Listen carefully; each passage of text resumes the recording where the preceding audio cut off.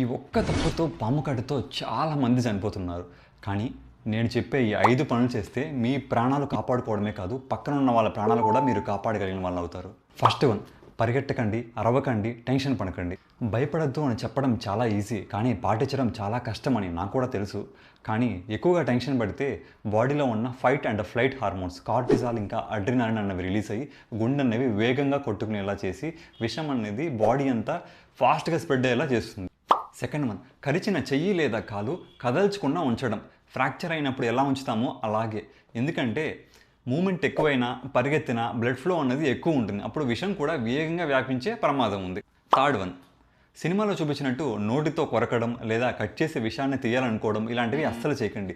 వీటి వల్ల విషం అన్నది రాదు, దాంతోపాటు బయట నుంచి మనమే ఇన్ఫెక్షన్ ఇచ్చిన వాళ్ళు అవుతాం. ఫోర్త్ వన్, చాలామంది తాడుతో కానీ బెల్ట్తో కానీ టవల్తో కానీ గట్టిగా కట్టేస్తూ ఉంటారు కరిచిన చోట. ఇలా చేయొచ్చా? ఇలా అస్సలు చేయకూడదు.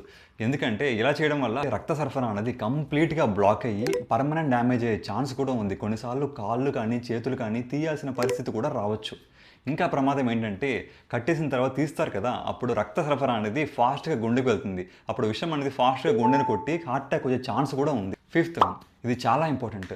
ఎంత త్వరగా వీలైతే అంత త్వరగా మీ దగ్గర ఉన్న హాస్పిటల్కి అయితే తీసుకెళ్ళండి. అక్కడ డాక్టర్స్ ఎగ్జామినేషన్ ఇంకా ఒక చిన్న బ్లడ్ టెస్ట్ చేసి విషపూరితమైన పాము అని కన్ఫర్మ్ చేసిన తర్వాత ఒక ఇంజెక్షన్ ఇస్తారు. అదే ASV, anti snake venom injection. పాము కాటుతో పోయే ప్రాణాన్ని కాపాడగలిగేది ఈ ఏఎస్వి ఇంజెక్షన్ మాత్రమే.